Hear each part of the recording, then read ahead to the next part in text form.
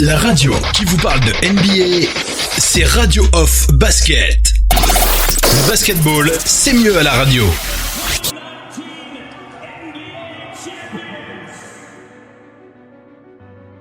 Our first will never be forgotten. First. From our first love, to our first kicks, to that first game we could not miss. To be first in line, to show our pride, to take that first big risk. From that first practice to our first minutes, we remember who was first, who inspired us. And when he showed us this, we're the first ones in and the last ones out. We stayed loyal in a sea of doubt. From our first baskets to that first big win to the first time in history, we're in. From the first finals north of the border to the first time we inspired a nation of nations and became the first home team of over 30 million, all waiting to be first. First to witness a dream, 25 years in the making. This is our first, and it will not be our last. Are the 2019 NBA champions. La radio qui vous parle de NBA, c'est Radio Off Basket. Le basketball, c'est mieux à la radio.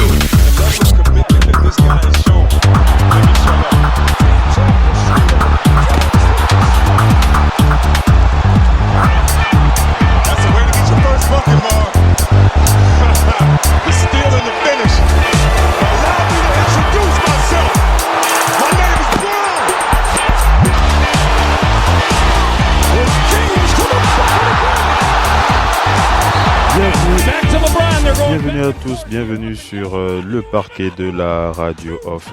Vous êtes bien sûr FMNBA, FNBA, ce podcast où on fait le point sur l'actualité de la NBA sur le parquet de la radio off, Radio Off Basket, la radio partenaire officiel NBA. Allez, c'est parti pour communiquer sur les infos en cours. Restez bien connectés, on vous lance un petit jingle, c'est parti. La radio qui vous parle de NBA, c'est Radio Off Basket. Le basketball, c'est mieux à la radio.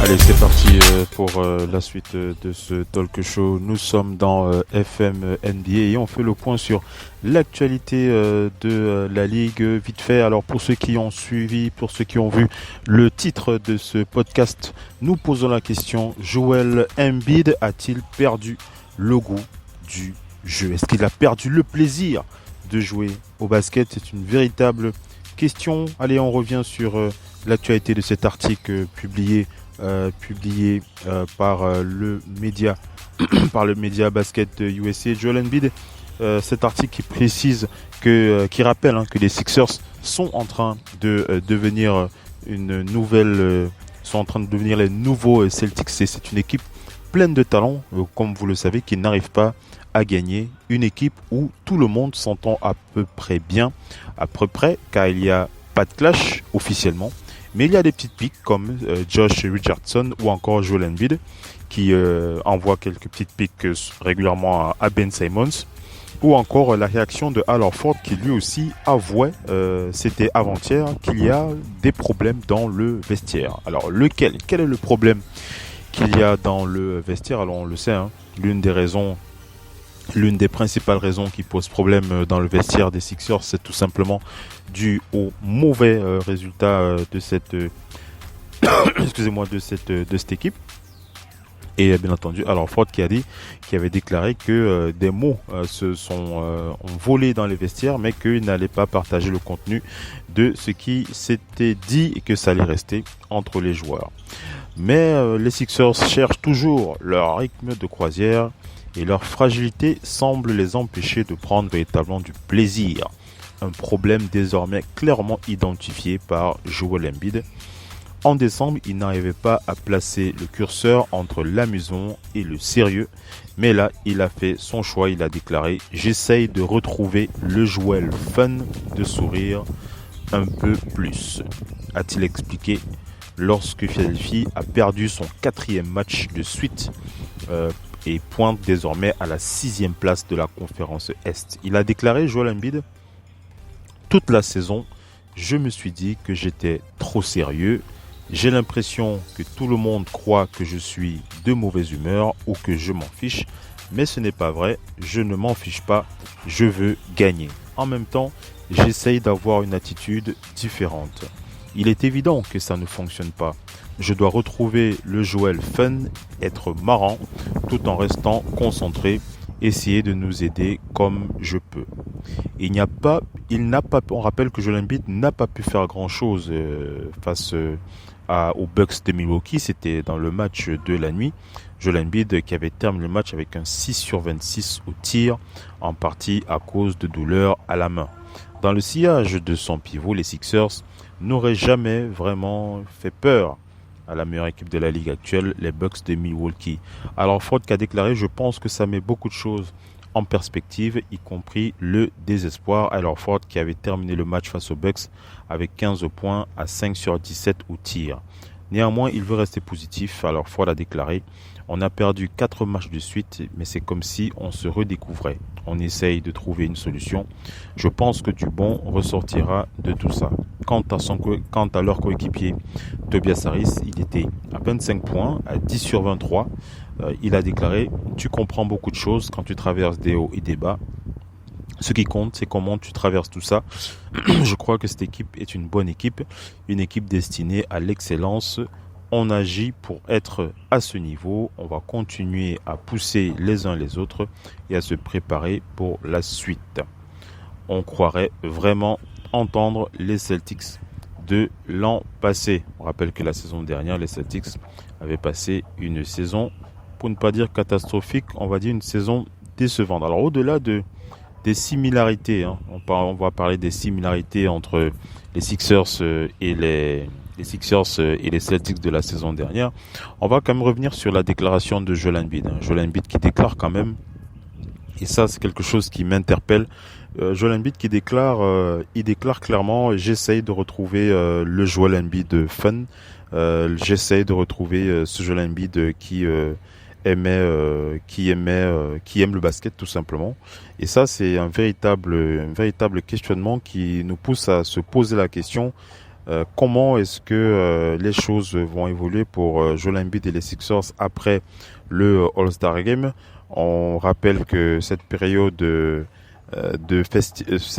festive a cela de particulier qu'elle permet à chaque joueur, elle permet véritablement à chaque joueur de se reposer déjà d'une part, mais aussi de retrouver un peu de plaisir avec les festivités de cette période, de ces 2 jours. Mais au-delà de ça, pour ce qui est le cas de Joel Embiid, moi j'ai envie de m'interroger véritablement sur son jeu. Ça me pose véritablement problème, et c'est un débat, c'est un sujet qu'on avait déjà évoqué plusieurs fois sur le parquet de la radio off. Le jeu de Joel Embiid qui a tendance à évoluer, mais qui n'évolue pas forcément dans le bon sens, selon moi. Quand je parle de bon sens, je reviens sur les déclarations du joueur lui-même qui exprimait sa volonté et son désir de ne plus jouer à son poste de présélection. En tout cas, il sait qu'il est pivot, mais il ne veut pas jouer uniquement sur sa force. Il veut pouvoir utiliser toute sa panoplie offensive comme peuvent le faire des arrières comme Kevin Durant ou encore Kawhi Leonard. Il a exprimé plusieurs fois la volonté de prendre des tirs, la volonté de prendre des libertés dans sa façon de prendre des tirs à mi-distance ou alors des tirs à 3 points. Il a exprimé plusieurs fois son désir de pouvoir ne pas se cantonner uniquement à ce poste de pivot, et je pense que ça pose problème. Je pense que ça pose véritablement problème parce que si Joel Embiid ne joue pas sur ses forces, fondamentalement, ça ne va pas aider ses coéquipiers. Pourquoi ? Parce que, de mon point de vue, lorsque vous jouez au basket en équipe, l'alchimie de l'équipe dépend en grande partie de la capacité de faire confiance aux joueurs pivots, puisque le pivot a cela de particulier qu'il apporte de l'assurance à ses coéquipiers, puisque c'est lui qui intimide les adversaires, c'est lui qui récupère les rebonds et c'est lui qui relance parfois l'attaque de son équipe. Et de mon point de vue, Joel Embiid pêche à vouloir trop s'écarter de son centre de gravité principal lorsqu'il est sur le parquet, à savoir au poste de pivot. Je prends simplement le match face aux Bucks de Milwaukee. Il était à 6 sur 26 au tir et il était à 3 sur 10 à 3 points. Alors j'ai posé une question sur les réseaux sociaux. J'ai posé une question, je pose la question de savoir pourquoi est-ce que Joel Embiid termine un match de basket avec un 3 sur 10 à 3 points. Alors j'ai eu des réactions sur les réseaux sociaux, mais pour revenir à ma réflexion personnelle, je pense que la volonté, puisqu'il l'a dit après, que la stratégie consistait à shooter à 3 points, mais pourquoi est-ce que Joel Embiid n'insiste pas pour jouer sur ses forces? Je pense que c'est là que se trouve le cœur du plaisir du jeu que pourrait retrouver Joel Embiid. On rappelle que Joel Embiid s'est forgé une véritable réputation en tant que pivot de métier, un pivot classique, en mimant par exemple cette légende de Hakeem Olajuwon, et il l'a fait à la perfection. Aujourd'hui, il veut se décaler de cette image, il veut se décaler de cette étiquette Olajuwon qui lui colle à la peau depuis plusieurs années. Je pense véritablement que c'est un tort de devoir évoluer vers ce sens-là. Je pense que si Joel Embiid prenait plus de plaisir à jouer sur ses qualités naturelles et sur ses forces, à savoir le poste de pivot, il remplirait pleinement son rôle, qui est d'abord d'intimider l'adversaire afin de le punir aussi à l'intérieur. Ça permettrait de rebâtir les cartes, notamment au niveau de la balle. Je prends un exemple simple. Joel Embiid s'était plaint parce qu'avant le match perdu face aux Bucks, ils avaient déjà perdu un match avant. J'ai oublié le nom de la team contre qui ils avaient joué, mais ils avaient perdu un match avant. Et Joel Embiid avait déclaré à ce moment-là, qu'il ne comprenait pas ce qui se passait en attaque puisqu'il ne recevait pas assez de ballons. Voilà, il disait, je ne reçois pas assez de ballons, et il comprend pas pourquoi il ne recevait pas assez de ballons. Alors, il y a deux explications par rapport à ça, pourquoi il ne reçoit pas assez de ballons. La première est que il peut jouer sur un match en poste de pivot comme il en a l'habitude, mais il peut se produire aussi que sur ce match, les systèmes mis en place par son coach mettent plus en valeur les shooters externes. Ça, c'est possible, mais on n'oublie pas aussi que s'il ne reçoit pas le ballon, ça peut aussi être tout simplement parce que la plupart du temps, il ne se trouve pas sur ce poste de prédilection, à savoir le poste de pivot. Donc si tu sais que tu as un pivot et que le pivot il n'est pas à l'intérieur dans la raquette et qu'il est régulièrement à l'extérieur, ça peut poser problème pour recevoir un grand nombre de passes. Voilà, j'étais sur le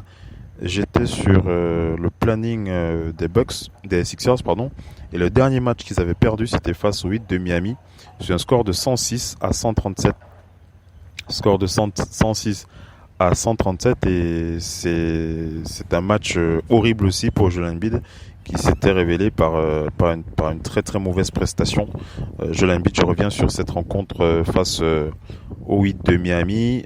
C'était ce match où Jimmy Butler avait véritablement marché à lui tout seul pratiquement sur les Sixers. Joel Embiid avait terminé avec 29 points, 9 sur 14 sorties, 2 sur 2 à 3 points. Bon, on va dire qu'individuellement sur ce match c'était plutôt intéressant, mais avant les Sixers avaient perdu face aux Celtics 116 à 95.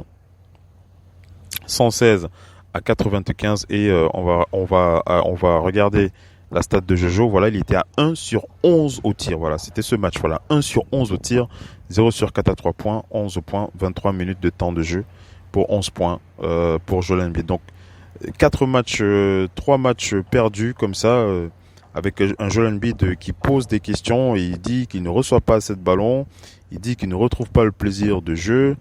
Et il y a un point aussi que je mets en évidence, c'est le point selon lequel Joel Embiid précisément, lui, il met beaucoup en avant le côté offensif. Hein. Il met beaucoup en avant le côté offensif de son équipe, en précisant que pour lui, si l'équipe ne gagne pas, c'est parce qu'elle ne marque pas assez de points. Alors que moi, personnellement, j'ai une vision différente, puisque j'ai plutôt tendance à penser que si les Sixers ne gagnent pas, c'est pas seulement parce qu'ils ne marquent pas, mais surtout parce qu'ils ne défendent pas. Regardez un peu le profil de cette équipe des Sixers. Le profil de cette équipe des Sixers est un profil d'abord défensif. Il faut le rappeler, lorsque cette équipe s'est constituée, en tout cas lorsque nous avons eu vent du roster, lorsque les Sixers ont pris la décision de se séparer de plusieurs joueurs clés, notamment Jimmy Butler, et d'autres bons shooters. Donc à partir du moment où ils ont décidé de se séparer et qu'ils ont décidé de rentrer dans le rang d'autres joueurs à vocation plutôt défensive, à vocation véritablement défensive, parce que lorsque vous regardez l'effectif, vous comprenez vite que c'est une équipe taillée plus pour défendre plutôt que pour attaquer, et surtout lorsque vous avez un joueur comme Al Horford dans cet effectif. Lorsque vous avez Al Horford, Joel Embiid, Tobias Harris, Ben Simmons, je ne vais pas refaire la liste de l'effectif ici, hein. Vous savez de quel joueur on parle, mais il est clair que ce n'est pas une équipe prédestinée à performer principalement sur les capacités offensives et surtout pour le tir à 3 points. On s'est plaint, les Sixers se sont plaints plusieurs fois sur les prestations de Ben Simmons au tir. On le sait, Ben Simmons n'est pas un shooter. Ben Simmons ne sera jamais un shooter. Donc c'est pas Joel Embiid qui va le remplacer à 3 points. C'est pas le cas. Donc pourquoi est-ce qu'il faut prendre cette décision de se décaler de son poste naturel, de mettre de côté ses forces, en tout cas de ne pas compter sur ses forces pour imposer son jeu sur le parquet. Il a été plusieurs fois poussé par des légendes comme Shaquille O'Neal ou encore Charles Barkley qui ont critiqué son jeu. Il a déclaré à plusieurs reprises qu'il ne veut pas être un nouveau Shaquille O'Neal, mais on ne lui demande pas d'être un nouveau Shaquille O'Neal, on ne lui demande pas d'être le nouveau Shaq. On veut qu'il soit le Joel Embiid, mais un Joel Embiid qui joue sur ses forces, et sa force première c'est ce qui peut produire sur le plan offensif et défensif, notamment au poste de pivot. Donc Joel Embiid a perdu le plaisir de jeu. On peut se poser la question de savoir pourquoi est-ce que Joel Embiid a perdu le plaisir du jeu. Selon moi, c'est tout simplement parce qu'il ne joue pas sur ses forces. Il ne joue pas à son poste de prédilection. Lorsque vous êtes obligé de prendre des tirs et que vous terminez un match avec 3 sur 10 à 3 points alors que vous êtes pivot, un pivot dominant, hein, parce que c'est pas simplement un pivot, c'est un pivot dominant. Lorsque vous êtes un pivot dominant, on se pose véritablement la question de savoir pourquoi est-ce que vous vous décalez pour prendre pour mettre en valeur d'autres cordes à votre actif. Je ne suis pas en train de dire, alors, je sais que peut-être que je vais me faire tirer dessus par ceux qui crient à corps perdu que le basket a évolué, que les choses ne sont plus telles qu'elles sont, que chaque joueur doit pouvoir avoir une corde à son arc ou plusieurs cordes à son arc, mais il faut dire les choses aussi telles qu'elles sont. Tout le monde ne peut pas tout faire. Joel Embiid ne peut pas être tout le monde sur le terrain. Joel Embiid ne peut pas être meneur, il peut pas être arrière, ailier fort et pivot à la fois. Il faut bien qu'il passe le plus clair de son temps sur un seul poste pour permettre à ses coéquipiers de se sentir à l'aise. Parce que, je vous l'ai dit, le pivot a cela de particulier qu'il représente un centre de gravité qui rassure ses coéquipiers, qui rassure les arrières, qui rassure les lignes arrière et qui conforte les ailes. Donc si Joel Embiid ne joue pas son rôle pleinement, forcément il ne va pas en résulter un résultat positif. Donc moi je fais partie de ceux qui militent pour ce que Joel Embiid retrouve le plaisir de son jeu à l'intérieur. Ça ne veut pas dire qu'il doit oublier, il doit arrêter de tirer à 3 points. Il peut se permettre 2 ou 3 tirs par match. Il peut se mettre des objectifs, par exemple, de 2 ou 3 tirs par match. Je ne comprends pas pourquoi Brett Brown ne le lui impose pas. Je ne comprends pas comment un pivot dominant peut sortir d'une rencontre face à la meilleure équipe de la NBA et shooter à 3 points. Moi, j'ai un problème avec ça. Alors, Joel Embiid est blessé au doigt. Tout le monde en le sait, il a une blessure au doigt. Il s'était fait une grosse blessure au doigt. Il revient aujourd'hui sur le parquet. Vous avez dû le remarquer, il joue avec un bandage sur la main. Mais Joel Embiid, et c'est aussi un joueur qui a longtemps souffert des blessures. Et je peux comprendre que le joueur souhaite se protéger. Et je peux comprendre que le joueur ne souhaite pas revivre les 2 premières années de sa vie avec bien entendu des nouvelles blessures. Bon, mais est-ce que c'est une raison pour se décaler et commencer à être shooter? Je ne pense pas. Je pense véritablement que si Joel Embiid, je reviens sur la question posée, veut retrouver le plaisir de jeu, si Joel Embiid veut retrouver les sensations qui ont fait de lui le joueur qu'il est devenu, il faut pour cela qu'il se remette à bosser sur ses qualités naturelles. Il faut qu'il joue pleinement pivot. Il faut qu'il domine à l'intérieur. Il faut qu'il prenne des rebonds. Il faut qu'il balance des contres. Il faut qu'il dunk. Il n'a pas besoin de scorer 30 points par match, mais il faut qu'il domine à l'intérieur. Dominer ne veut pas forcément dire que vous devez scorer 30 points par match. Lorsque vous avez un Taco Fall qui est dominant, c'est pas parce qu'il score 30 points par match, c'est parce que dès qu'il est à l'intérieur, l'équipe adverse réfléchit avant de pénétrer dans la raquette. Donc lorsque vous avez des joueurs comme ça assez intimidants, comme Rudy Gobert c'est l'exemple parfait. Rudy Gobert, 2 fois meilleur défenseur de la NBA. D'ailleurs, il me semble que j'ai l'impression que Joel Embiid a mis de côté cette envie d'être meilleur défenseur de la NBA. Ça faisait partie des objectifs qui s'étaient encore fixés les 2 dernières saisons. Et depuis un certain moment, on ne l'entend plus parler de ça. On ne l'entend plus préciser que être défenseur pour lui, être meilleur, faire partie des meilleurs défenseurs, c'est un objectif pour lui. On entend que le mot attaque dans la bouche. Il faut attaquer, il faut attaquer, il faut attaquer. Je pense que c'est une mauvaise direction que prend Joel Embiid sur le plan personnel. Maintenant, au niveau du système offensif des Sixers de Philadelphie, comment est-ce que les Sixers peuvent bonifier leur attaque?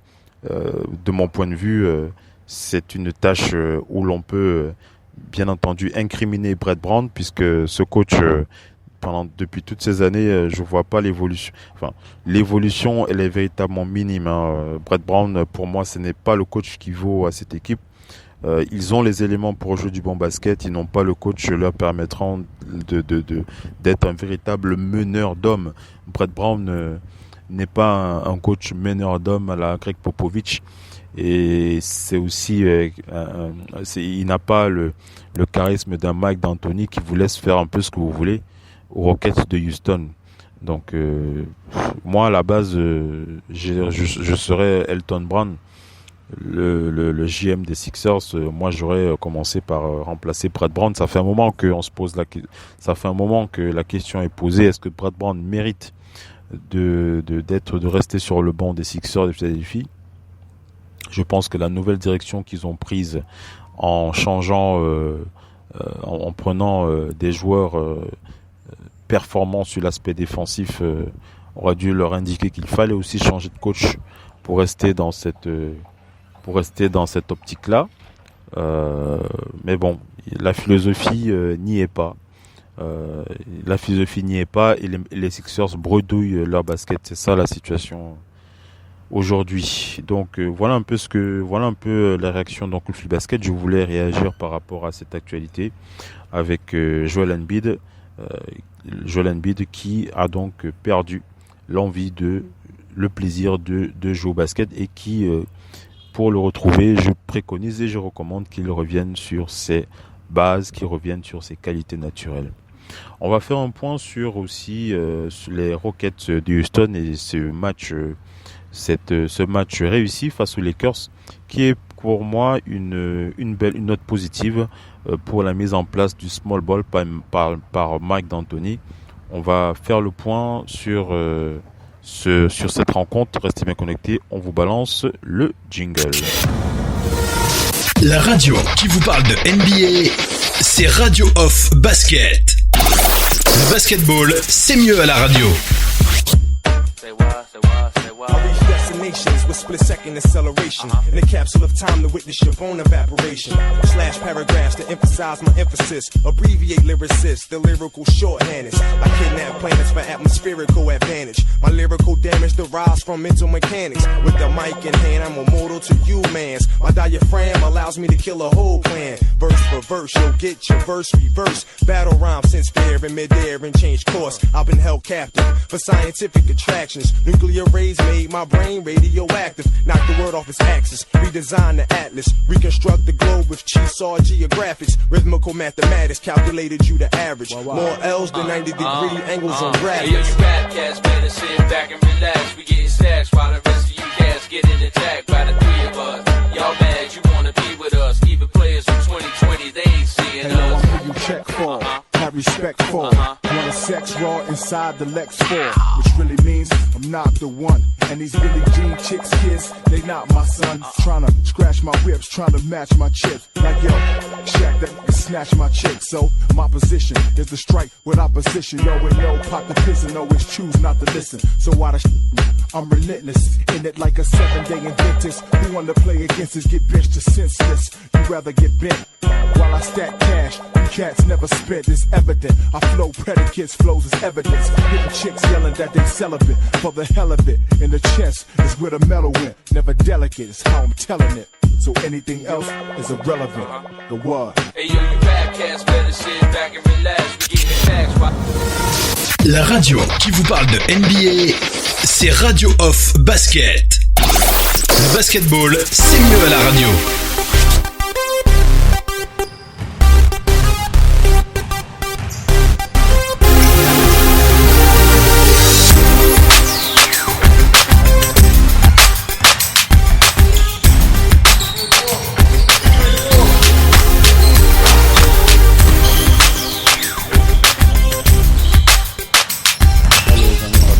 La dernière partie de ce talk show, on fait le point sur cette réussite, les Rockets de Houston qui ont réussi leur match test. C'était face aux Lakers de Los Angeles avec un superbe match de Russell Westbrook qui a terminé MVP de cette rencontre. Revenons sur la stat du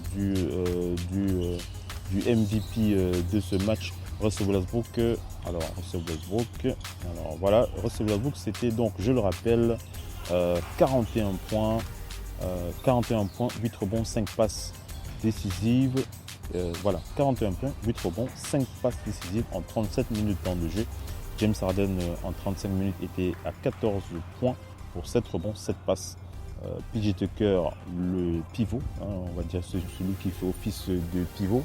Et PJ Tucker, je pense que vous faites partie de ceux qui se sont un petit peu moqués du nouveau 5 majeur de cette équipe des Rockets de Houston qui est plutôt petit, mais qui ont réalisé un beau match face aux Lakers de Los Angeles avec une première sortie réussie de Robert Covington. Robert Covington qui a marqué les points clés à 3 points sur la fin pour aider cette équipe des Rockets à gagner 30 minutes de temps de jeu, 5 sur 9 au tir, 4 sur 7 à 3 points, 8 rebonds, 14 points pour Robert Covington sur ce match. Austin Rivers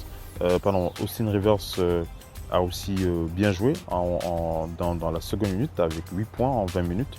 Il était à 2 sur 5 à 3 points. Donc véritablement, c'est un match qui nous permet d'envoyer une bonne note, enfin de féliciter les Rockets de Houston pour ce match 121 à 111 sur les Lakers de Los Angeles. On rappelle que LeBron James a terminé ce match avec 18 points et 15 passes décisives. Anthony Davis était le leader de l'équipe avec 32 points, 13 rebonds et 40 minutes de temps de jeu. Alors, on a envie de se poser la question, est-ce que à travers ce premier match et cette première rencontre du Thunder d'Oklahoma City, est-ce que vous pensez que cette équipe est-ce que c'est un match qui vous fait dire que Mike D'Antoni avait raison d'aller vers du small ball à 100%? On rappelle qu'ils n'ont pas de réel pivot et que les Rockets recherchent activement un pivot. Est-ce que vous pensez que c'est véritablement le bon choix pour les Rockets de Houston? Est-ce que cette victoire des Lakers vous a conforté sur le fait que Mike D'Antoni a raison et qu'il va aller très loin en playoff? Moi, je vais féliciter bien entendu le match de Robert Covington, mais j'ai un problème avec cette équipe sur la durée, puisque sur la durée, il va falloir interchanger.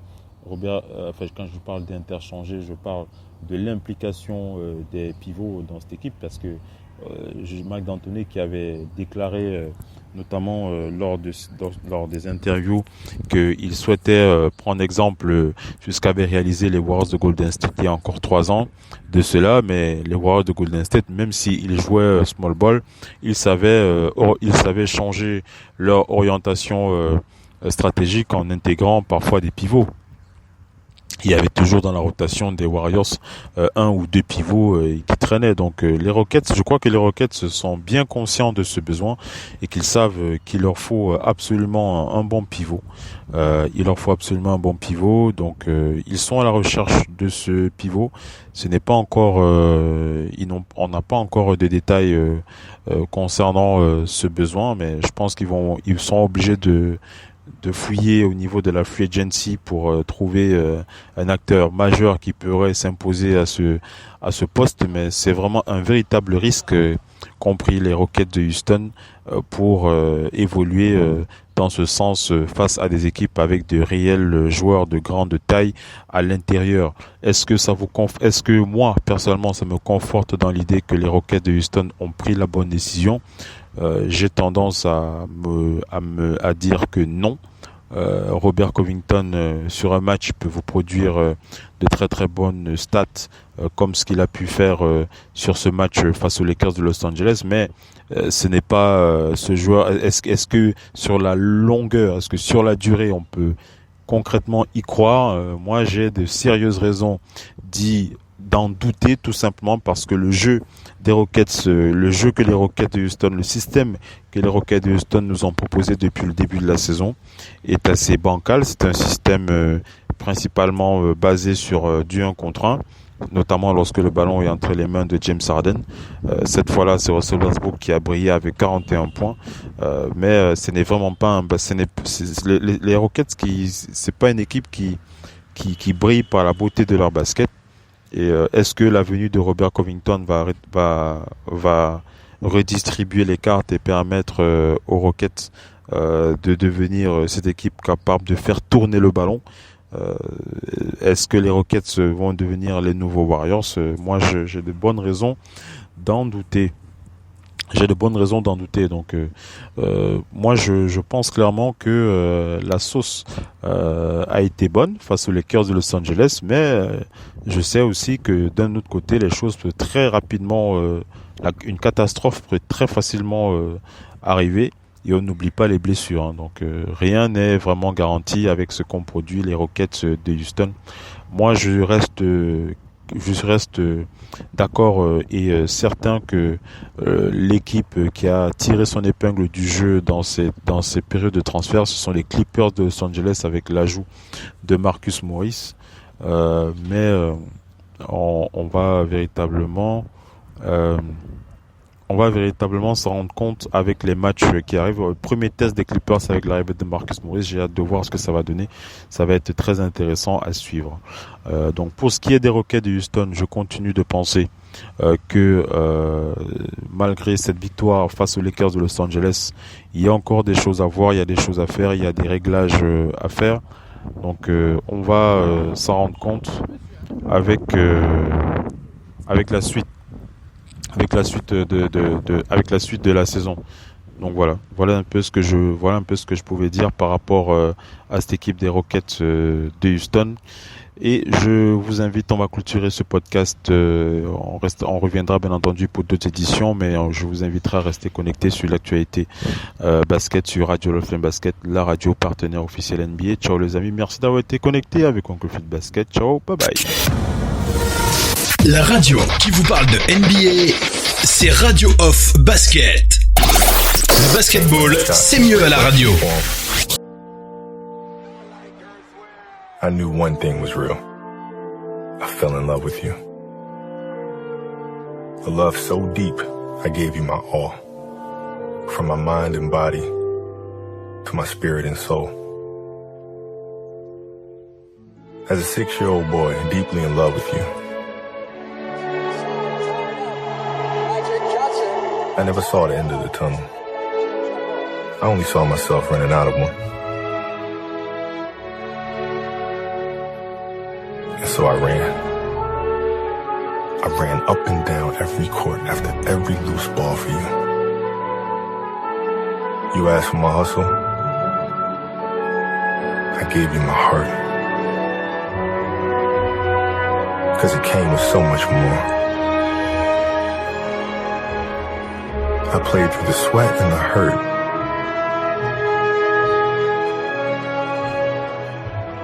Not because challenge called me, but because you called me. I did everything for you.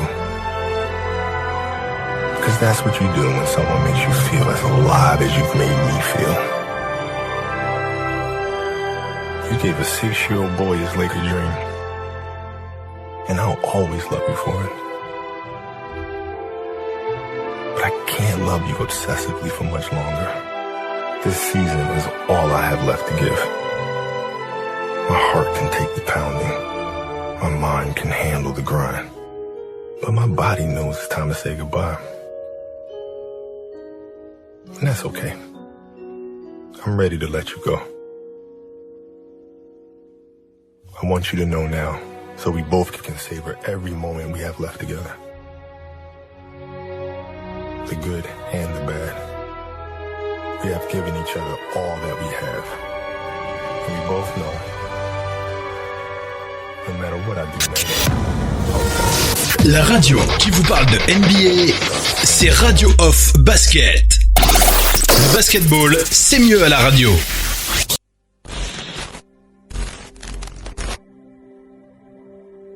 follow your passion first. When I retired from the game, I sat there asking kind of all the wrong questions. What's the biggest industry I can get into? And it's all the wrong stuff. And you got to sit there and ask yourself, okay, what am I truly passionate about? What do I enjoy doing? And when you feel that way, honestly, you feel like you have never worked a day in your life. It's the most fun thing in the world. You get up in the morning excited about what you're doing. And you got to be really honest with yourself about it. If you wake up in the morning and you're dreading going to work, do something else. Right. Do something else. And those are hard decisions to make. But when you make those decisions, it's a very liberating experience. And you find out that the rewards will come.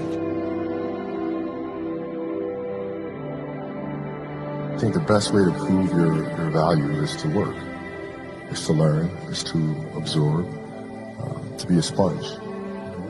You always want to outwork your potential. As hard as you believe you can work harder than that. And that's what I tried to do when I first came in the league. But basketball is such a direct competition sport And me coming in at 17, I hated when, like, my teammates would say, I get hit with an elbow. Like, Shaq would hit me with an elbow in practice. And, like,